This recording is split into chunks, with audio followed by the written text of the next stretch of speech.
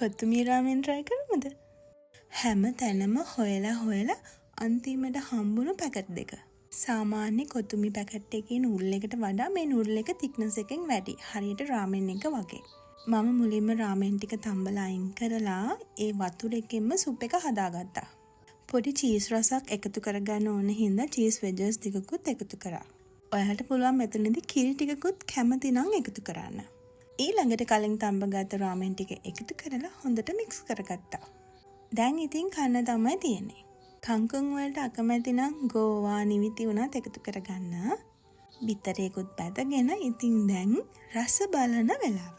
මේ කොතුමී රාමෙන් එක ගොඩාක් සැරයි. ඉතින් සීසනින් එක එකතු කරද්දී ඔයාගේ සැර අනුව එකතු කරගන්න. කොතුමී රාමෙන් ඔයා try කරා නම් කමෙන්ට් එකක් දාගෙන යන්න. ගිහින් එන්න. සුබ දවසක්.